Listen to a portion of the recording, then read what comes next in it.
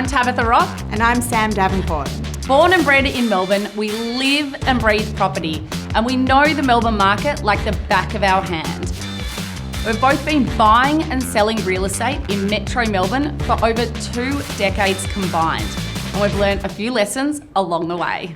Welcome to the Property Culture Podcast. We have our fantastic long-time listener, long time before she signed on, and past client, Julie, in the hot seat to share all her love for Melbourne real estate and prop culture.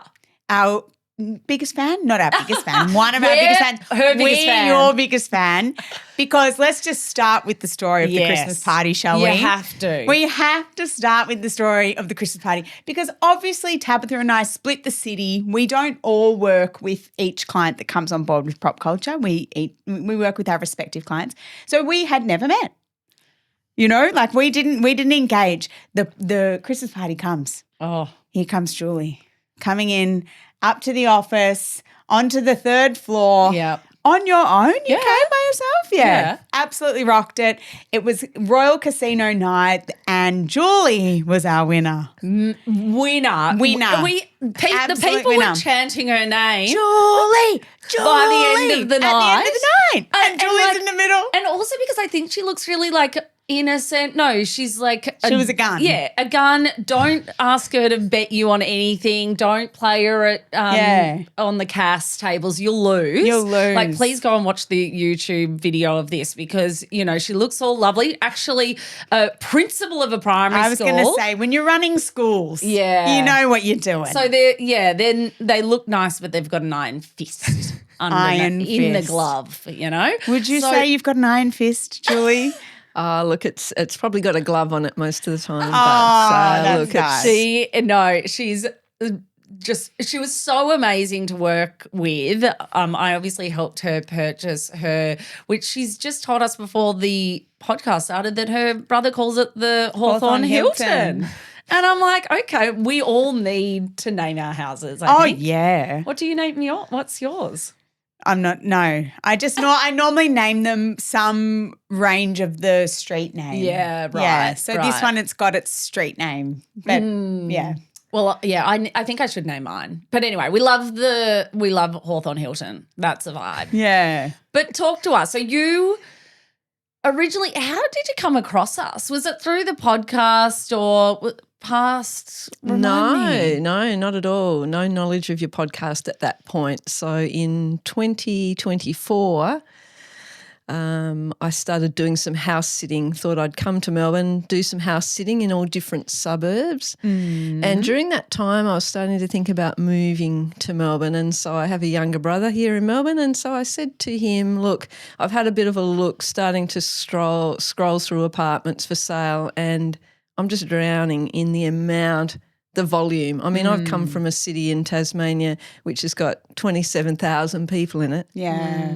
And now I'm thinking about being in a part of Melbourne that's, 197,000. So much for sale. So I said to my younger brother, can you ask around? He's an accountant. He's got his own business. And I said, can you ask around who are the buyer's agents that I have to have? Yeah. Who are the buyer's advocates that are absolutely on the money?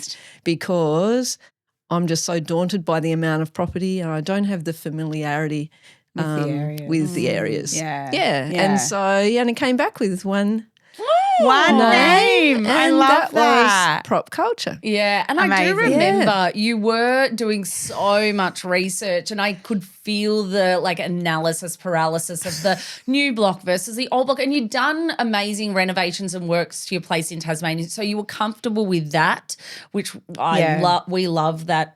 If people are open to that. So, you had such a broad scope and I could definitely. Which can sometimes make it harder and more overwhelming.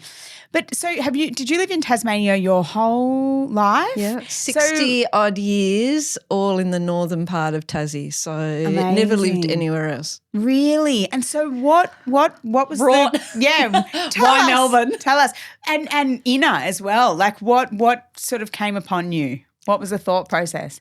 Well, I guess there were two parts to it. One was having recently retired from a really high energy 12-hour days, 40 years, I guess, in the state service. Yeah. So one thing was Tasmania's beautiful, lots and lots of pluses, which is why I've lived there so long. Yeah. But now I've got so much time, it's very quiet. Yes. It felt like I'd done a lot of things in Tassie and just felt like, you know what?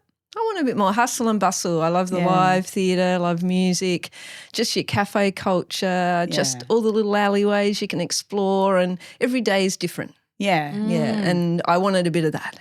Yeah. Oh, I remember one of our first conversations. She was checking out this gym in the back streets of South Yarra, meeting all these interesting, strange people. I was like, Julie, you're a mover and shaker, and you're meant for Melbourne. Yeah. And then since you've bought and we've caught up, you know, you told me that you're involved in this organisation that meets different people and does different activities, and it's just, and the spot that you're in, I think, is fantastic for the access to all the different pockets of Melbourne. Like Hawthorn, I think, is great from that perspective, just because it's sort of, you can get to lots of different places.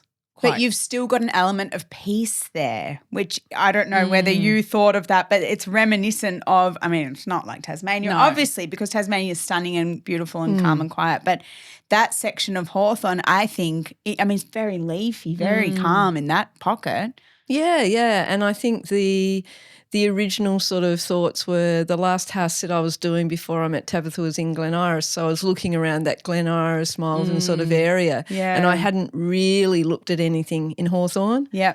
And I guess that was the expertise of the buyer's advocate, was developing some understanding that I wanted to be close to walking trails, somewhere to ride my bike. I wanted to be able to walk to services. I needed transport close by and all those sorts of things, which meant then there was an opportunity to look a bit outside that area. And so I was excited beyond belief to get into that part of Hawthorn. And as you said, it was safe, it was peaceful, but so accessible. Everything's right there. Yeah, everything's right there. Do you ride into the city at all? Yeah, of course. Yeah, I ride to Port Melbourne. Yeah. I ride amazing. and the other direction I go to Gardeners Creek Trail. I ride the other way to Ashburton. Yeah. And so I'm hoping to get my bike right along to Brighton eventually, but I just keep stopping off and visiting people along the way. But the advantage, I guess, of working with the expertise that you're providing with your business is that there is just so many elements of the location that you're really familiar with, right down to that fine-grained detail around. I remember having a conversation about a particular street and what you knew about that street, which I would never have known. Like it wasn't a place for me to be buying there. And I could have gone and looked at that apartment on my own. I could have, maybe the apartment might have ticked lots of boxes, but I wouldn't have known that it wasn't a particularly good area for me to be buying in. And that's the level of fine detail that is a really essential part of the business that you provide. And I think the other part of it that I really appreciated was the level of detail. I mean, I remember Tabitha saying she wondered if she was ever going to meet me because I think I communicated with her for nearly 12 months before I actually signed on. Ah, yes. I think she It said, happens. I wonder if I'm ever going to meet this one. We did meet I know. because we did little trips to Melbourne to do some that's research. right. And that's what I love though, because you were out exploring the suburbs. Like what I like in a suburb you might not like. And so it was good for you to, pound the pavement. Familiarise. And sort of say, bit too quiet, bit too busy. Yeah, but then I appreciated on top of that, once I did finally look at the structure that you're offering, your contract, your paperwork, because I'm an attention to detail, and everything that you indicated in either the sign-up process or what would happen once I signed up and what it was going to look like over the coming days, weeks and months was exactly what you provided. Like you don't cut corners anywhere. The level of detail, the support, emotional as well, and how you predicted, right down to saying how I would possibly feel once I did find something and how I managed that 24 hours because you'd actually given me Yeah. a whole lot of information about how I was going to feel that night. You know, the excitement does wear off quite quickly. Into dread, The dread Yeah. sets Oh, in. God. Yeah, but I'd never It's ever such had a real anybody feeling. go through that level of detail associated with purchasing a property. Yeah. And so there are so many elements that perhaps if you haven't had the privilege of working with 2 or 3 people as talented as your team, that you wouldn't have had that opportunity to know about. Yeah. Well, I Oh, think I that's just lovely. recapped before we started. Oh, yeah, you know, we got the property pre-market and then, you know, we couldn't stop it because I'm not sure exactly because this was 12 months ago. We've had a few transactions since then. But that why they wouldn't take our pre-market offer, and they were just, you know, steamrolling straight through. So they did in fact have an open, and then we secured it a couple of days after. And Julie's like, okay, well, that's underselling yourself.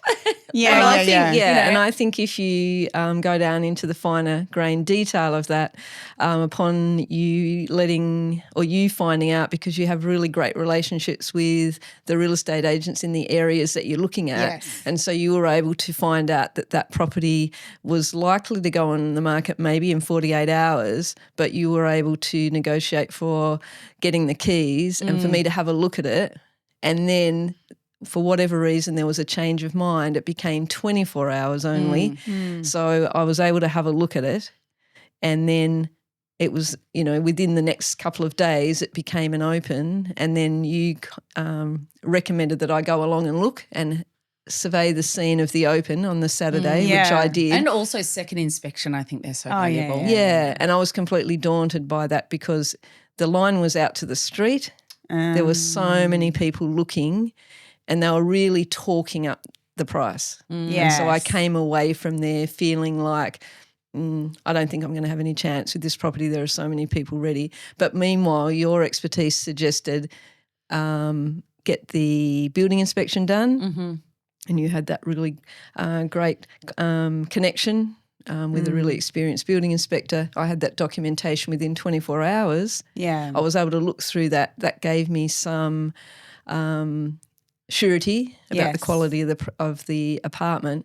But then the other piece that was really great was that you said to me, while you're at the open, make sure you speak to the agent who's there and ask the agent, would you be considering any offers prior to auction? And the answer from the agent was no. And then when you rang later on and had a conversation with me, then you said, well, we're going to give him an offer. Yes, ma'am. And yes, we did. yes. And I Yeah. think, secured it in 24 hours after that time, wasn't it? Yeah, and absolutely incredible. Like, I couldn't believe it. Like, that skill that you have around negotiating, even the way you worded the email that you sent in, which meant that they only had 24 hours. The offer was off the table in 24 hours. It was just really clever, the way that you worded it. It was very professional. It was very clear. And it also meant that all of the people that at the inspection, it was highly unlikely that they would have had time for a building inspection Exactly. or to have firmed up their finance. Yeah. So it meant that I already had those things in hand. Yeah. And your management of that particular communication and the way you negotiated that was another indication of why it's so important to work with people that are so reputable, as what prop culture presents isn't just in words, it's actually in actions. And I was very privileged to experience that right through that whole process. I know, feel good. Oh, I'm yeah, getting all the love it. feels, Julie. But also you trusted the process. Yeah, I would and you say that listened too. to advice and, like, you know, it didn't say, are we going too soon or should I wait to inspect it a third time, a fourth time? Like, these are the things that delay people from getting great real estate at great prices. great prices, yeah. And you really just trusted the process. So, you know, that's definitely on you, because we work with people that, you know, I want to check out this place, and maybe that was busy first open because it was the first open, or, you know, second guess themselves and what they're and us though, you know, we might, because you committed to your choice, which was to work with Prop Culture, work with Tabitha, and then you went in whole, you know, completely and into our hands, trusted everything we said and all of the instructions that we gave you. and that's how and why you got such a great outcome, is because you just went with us as a team. Whereas sometimes it can be that people as you know, get extremely nervous, start questioning themselves, questioning us. You know, we give the advice, oh, no, maybe it's actually I'm going to do it like this.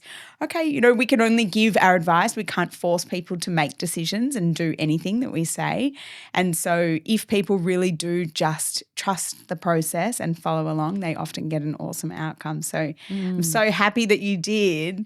And I know you did a lot of, you know, questioning prior, perhaps. Yeah. You know, the questioning came prior to working together and signing on, and then once you'd committed, you were just all in. Yeah, and I think it was great the way that Tabitha gave me opportunity around the Glen Iris Malvern area to just walk around that area. She gave me 6 or 7 properties, and I was actually house sitting with a beautiful dog, a Groodle at that stage. So I was taking the dog out each day. So I was walking around and looking at all those properties. Yeah. And that helped me to determine I actually need more secure building than this. And I hadn't thought about it until that was one element. And then another lot of inspections were around not major renovations, but some, you know, fairly significant upgrades because we were tossing between. And I'm guessing Tabitha was trying to work out, because I'd done some of that in Tassie, and then just before I started thinking about Melbourne, I'd just finished a new build. So I'd sort of done a little bit of each. And so she was helping me to talk aloud a bit about how we looked at one, for example, that didn't need major works. But then for me, I just thought, no, I think at my stage of life, post-retirement, I think that, but once again, it was her cleverness in showing me some of those properties to help. So she was saying after that, right, we can cross those off then. We won't look at any more of those little upgrade ones. Now we'll look at some other things. But I think there's I just want to touch on one takeaway that people should get from your journey and your experience is being proactive when you're part of an apartment complex and a body corporate, because we did walk in and there was a bit of a smell in the hallway. A bit. That the building What did inspector it smell like? felt a bit damp. I didn't want to go. I didn't want to go in. Like I was really you were like that, no. That really was in my mind, thinking, oh my goodness, I couldn't live anywhere with that sort of damp smell.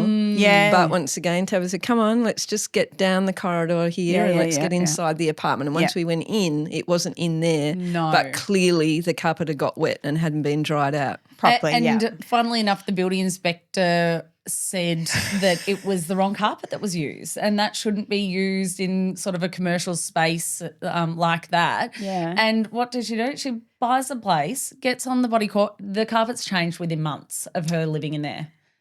Like, hello. Love it. Just and it was just because someone was proactive enough to get a quote, get it done. And now beautiful new smelling carpet in the hallway that you probably picked and chose a colour and all of that. Yeah, and it was great because another couple of people near the apartments, when I moved in, we were just chatting and they said, oh, we're really keen to bring up the replacement of the ground floor carpet when the next annual meeting comes up, and what do you think?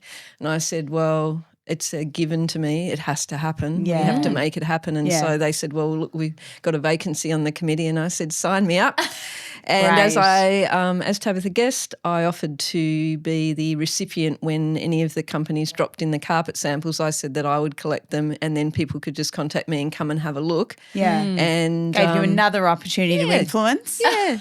But just another opportunity to make sure we got commercial carpet. Yeah. We got 5-star underlay. Yes. And we also needed to leave the concrete floor exposed once the old carpet and underlay was taken away to make sure there wasn't any other potential water issues. Yeah. And some of the companies who do the laying weren't keen on that, whereas the one we were able to choose said they would come and take it all away on the Friday and they wouldn't come back till Tuesday to actually lay the new underlay and carpet. So, so little things like that show that commitment to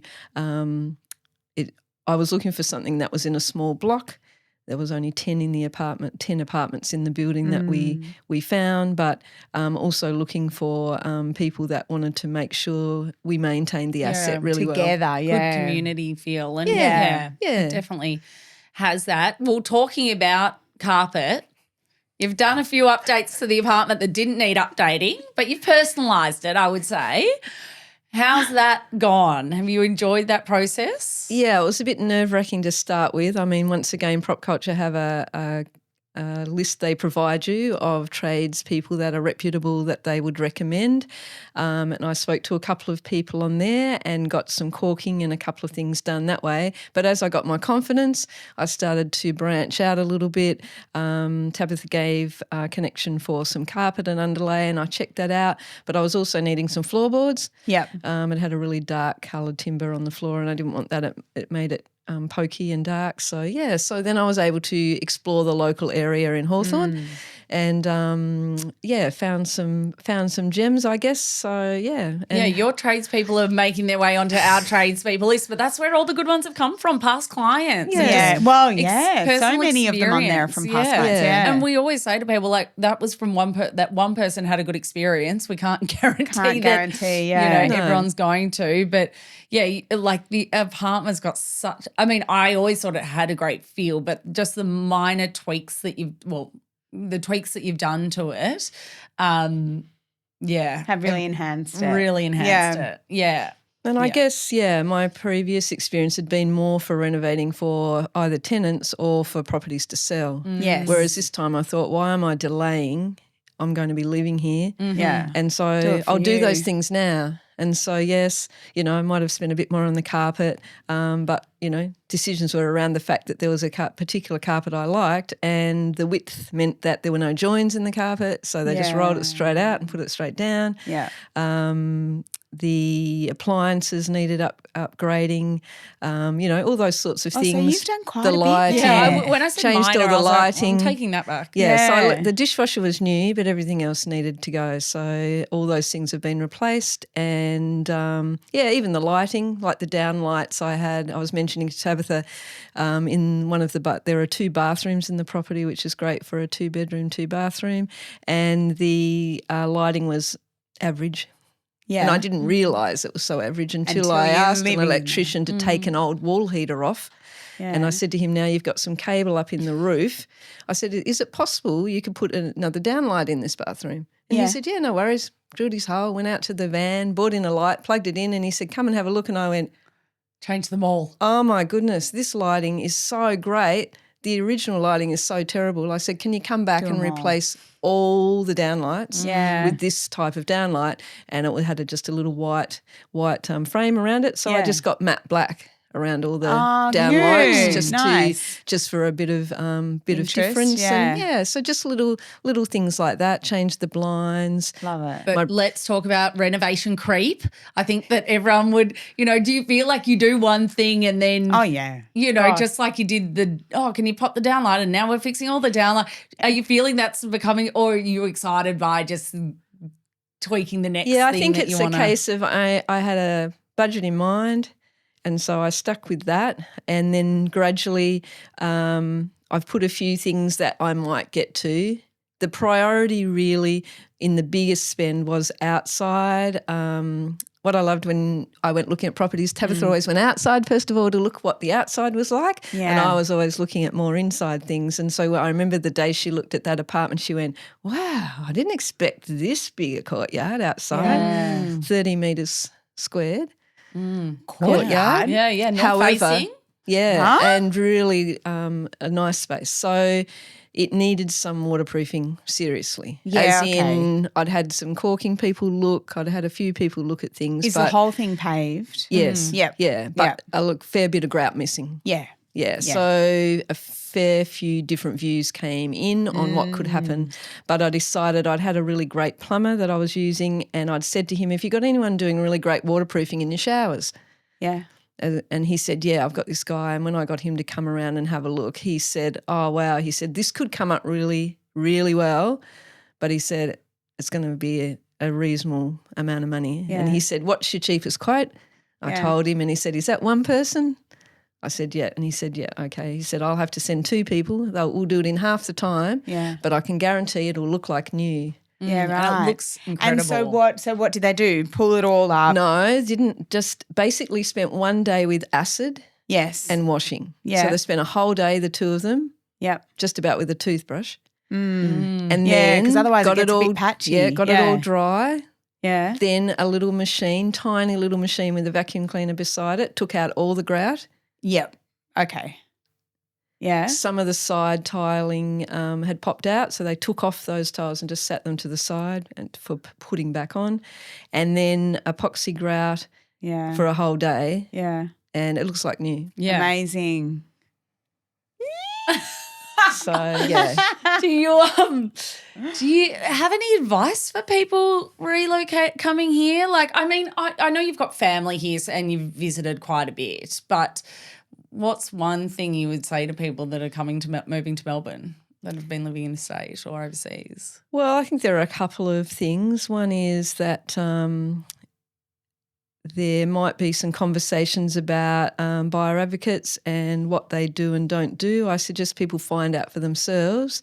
Prop culture is the buyers advocates to use. Get in touch with them, meet them, get them to talk about what they do, but also ask for any of their documentation. And really, the whole thing is around put your trust in people who have been working in this area for a long time, have a background in actually pushing the pen, doing the work in their early parts of their career, and they want to find the property that's best for you, and they leave no stone unturned to do it. And I think for me to be really nervous to move, most of my friends in Tassie couldn't believe that in my early 60s I'm actually moving to another state where I've never lived before. I love it. So And- impressive. I love it. I know. But I feel like this is my financial advisor said something like the next 10 years are probably going to be my best. Oh, yes. I love that. So she said, because I I'm a believe that. fairly cautious person, calculated risk taker,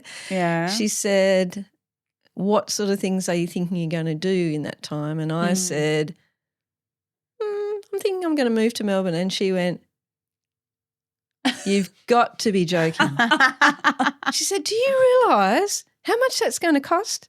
So I pulled out my little notebook and I showed her all the things that I'd calculated. And she said, well, you're going to have to pay for this, and listed all the things. And I said, yep, I've got that and that and that and that and that. Yeah.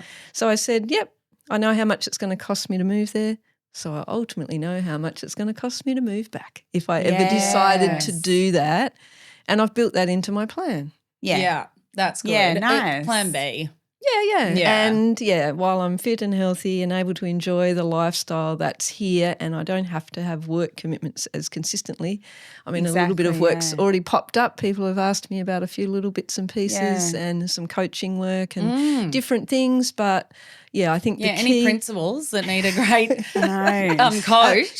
so I think that the thing is about having trust in the fact that it could be much more daunting if you weren't focused on seeking out somebody who's going to be at your elbow, at your shoulder, supporting you but not bossing you, Yeah. willing to get to know you a little bit to the extent they can because you're not their only client, but their communication, either written or the way they operate while you're working with them, whether it's the properties they send you each Thursday, you can see how much they've worked to narrow it down so that most of the time when you go to a property, there's a lot of things that interest you about it, but they're never forcing you into anything and always giving you that little bit of time to think about it. Even with the property I bought, there was another one in Auburn Road, for example. It was a little bit bigger perhaps. The outside area wasn't as big and there were some things about it, but it didn't have the leafy sort of vibe. It wasn't as quiet. It was a busier road. And once I went and explored around the address of the one that I eventually was able to secure with Tabitha's support, it was just such a good match. Yeah. So those are the things. Finding that property that's a great match for you. I don't know how many times I've said to friends and family and new people I'm meeting, I'd still be looking. Yeah, because it's one thing, and I love what you've just touched on there, because it for us is so important to get something or find something that feels truly like a good match, something somewhere where the client is going to be happy, particularly for a client like you where you are an owner-occupier. You're going to be living there. You are moving states to live there. We want you to be happy there. We want you to tell everyone how happy you are. That's one huge part of what we do. And then as soon as we find something that you love, that you want enough to buy, then it's like, okay, now we've got to lock it in, you know? Yeah. And that, you know, you're holding the egg. Oh my God, you know, you've got to make sure you make it crack. And that nerve-wracking, I mean, it was twofold, I guess, for me, because I was also downsizing significantly. Like I just built a huge house. Yeah. And I'd been living there for, I guess I'd been in that property 5 years. But to then be starting to think about, you know, a 2-bedroom, 2-bathroom apartment, you know, in a smallish block, even just seeing other people and, you know, just all those little intricacies to do with apartment living. But I had so much faith in Tabitha around I guess she was getting into my head enough to know that there were things about that I had already thought through to a certain extent, but she was there to bridge the huge gap to help me actually step into it.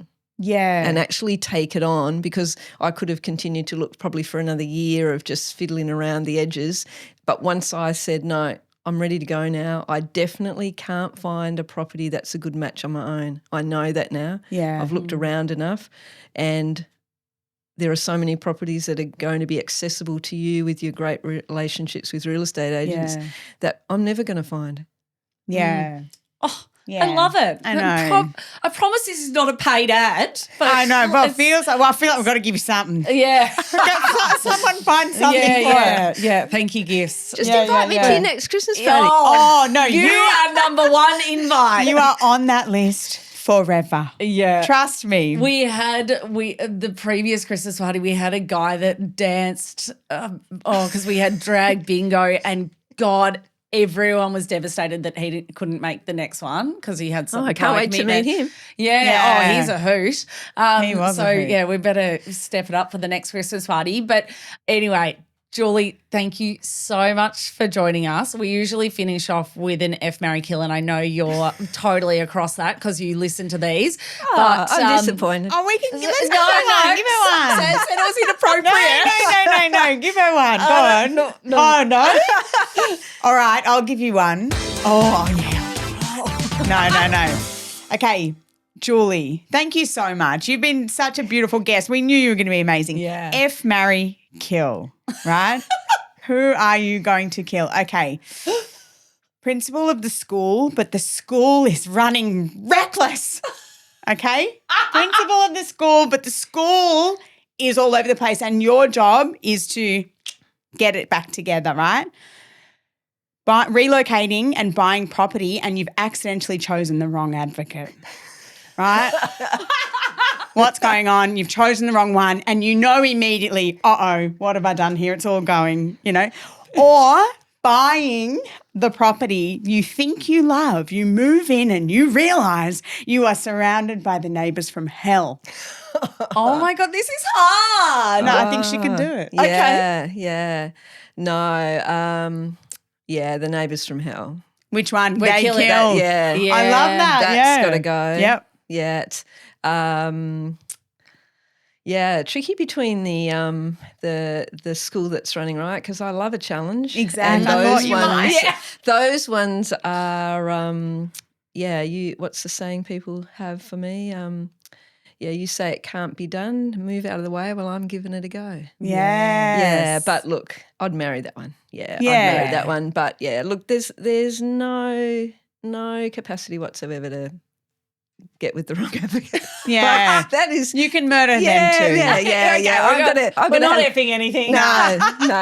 Yeah. Well, you never know. I could be effing that because, you just have to walk away from the scenario of signing up with the wrong advocate. Oh, yeah. Yeah, Totally. so we're effing that one. F that one. Get rid of your engagement fee. Just move it right along down the road to prop culture.